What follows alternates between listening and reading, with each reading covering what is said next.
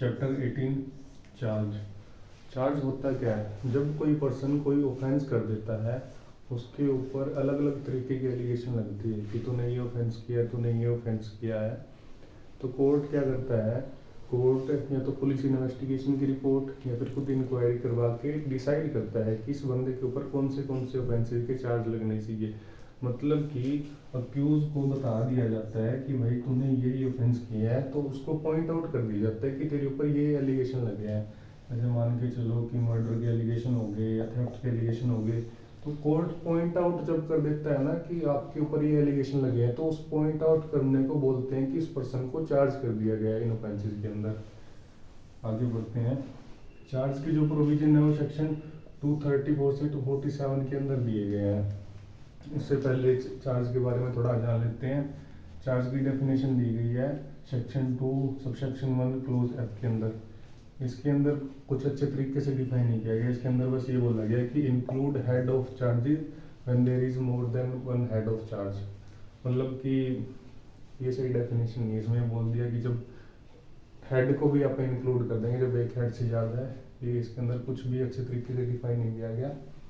इसका मीनिंग देखते हैं। मीनिंग कहता है कि charge is precise formation of specific accusation made against a person of an offence alleged to have been committed by him। वही जो मैंने शुरू में एक्सप्लेन किया कि जब पर्सन को जो अक्यूज है उसको स्पेसिफिकली पॉइंट आउट कर दिया जाता है कि आपके ऊपर ये स्पेसिफिक एक्यूजिशन लगी है कि आपके ऊपर सेक्शन 100 सेक्शन लगा है, 69 लगा है, या जब पॉइंट आउट कर दिया जाता है कि आपके ऊपर ये एलिगेशन लगी है, तो उस पॉइंट आउट करने को ही बोलते हैं कि पर्सन को चार्ज कर दिया गया है।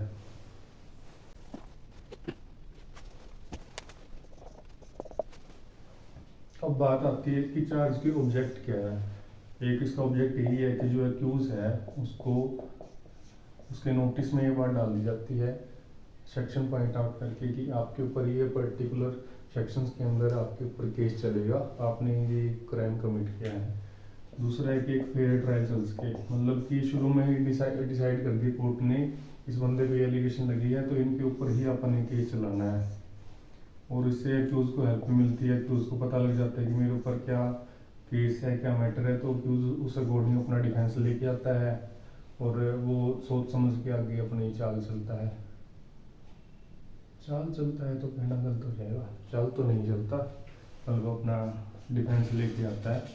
Section 234 content of charge. इसके अंदर 7 पॉइंट है जो बताते हैं कि चार्ज के कंटेंट क्या क्या होंगे।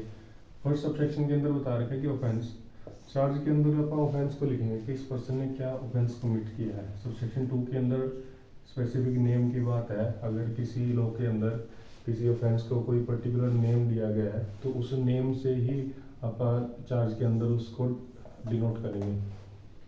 थर्ड बताता है कि definition of offence.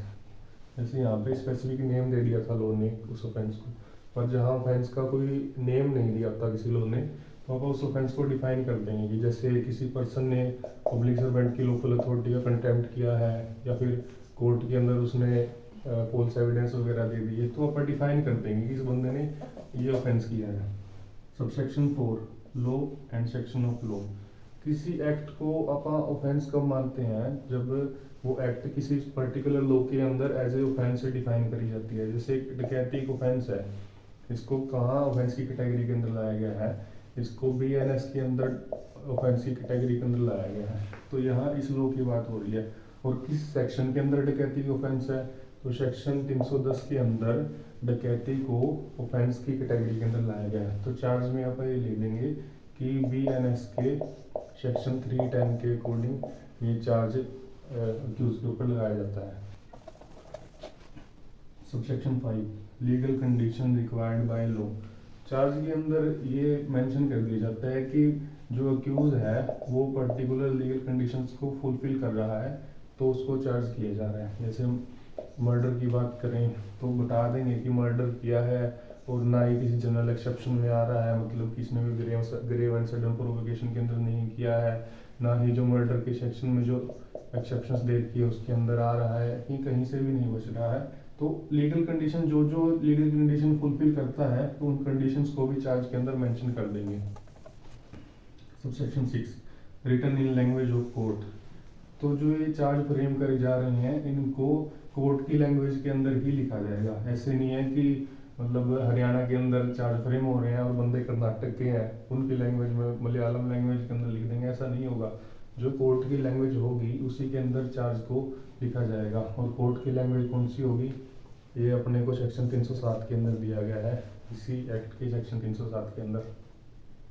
Sub section 7 previous conviction, ये इंटरेस्टिंग है। प्रीवियस कन्विक्शन का मतलब ये है कि किसी एक्यूज ने कोई ऑफेंस पहले भी किया हो, मतलब प्रीवियसली कन्विक्टेड है, तो कोर्ट ये देखेगा कि ये तो पहले ही क्रिमिनल है, इसने कुछ मतलब उस इस फैक्ट की वजह से कि ये प्रीवियसली कन्विक्टेड है तो कोर्ट इसकी सज़ा को बढ़ा के देने की कोशिश करता है। मतलब कि इसको जो सज़ा एक नॉर्मल पर्सन को मिलनी चाहिए थी, मतलब फर्स्ट टाइम ऑफेंडर को मिलनी चाहिए थी, प्रीवियस कन्विक्टेड को ज़्यादा मिलती है।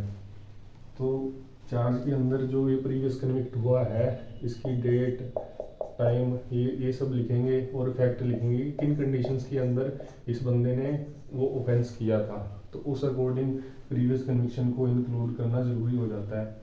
और अगर ये प्रीवियसली कन्विक्टेड है, अगर ये बात छुपा लेता है, कोर्ट को बाद में पता लगती है, तो कोर्ट किसी भी टाइम इसके प्रीवियस कन्विक्शन को मेंशन कर देगा चार्ज के अंदर बिफोर पासिंग सेंटेंस। एक क्विक रिवीजन कर लेते हैं। सेक्शन 234 के अंदर कंटेंट ऑफ चार्ज दिए गए हैं। फर्स्टली बताएंगे कि क्या ऑफेंस कमिट हुआ है। सेकेंडली अगर उस ऑफेंस का कोई स्पेसिफिक नेम है तो उस स्पेसिफिक नेम को चार्ज के अंदर मेंशन करेंगे। तीसरे नंबर पे अगर कोई इसका स्पेसिफिक नेम नहीं है तो डिफाइन कर देंगे कि इस बंदे ने ये ऑफेंस किया है। फोर्थ, उसका उस लॉ को मेंशन करेंगे जिस लॉ के अकॉर्डिंग उस एक्ट को ऑफेंस माना गया, उस लॉ के सेक्शन को भी मेंशन करेंगे। पांचवें नंबर पे भाई बताएंगे कि वो जो अक्यूज है वो सारी ही लीगल कंडीशन फुलफिल कर रहा है तो ही उसके ऊपर चार्ज फ्रेम किया जा रहा है। सिक्स्थ नंबर पे है कि जो भी चार्ज फ्रेम किए जाएंगे ये कोर्ट की लैंग्वेज के अंदर ही लिखे जाएंगे। और सेवंथ नंबर पे उसकी प्रीवियस कन्विक्शन के बारे में बात करी गई है कि अक्यूज है जो प्रीवियसली कन्विक्टेड था इसलिए उसकी सजा बढ़ा के दी जाएगी और उस रिगार्डिंग उसके प्रीवियस कन्विक्शन को मेंशन करना मस्ट हो जाता है। सरकार आया, आखिर बदल ही जान दिया ने।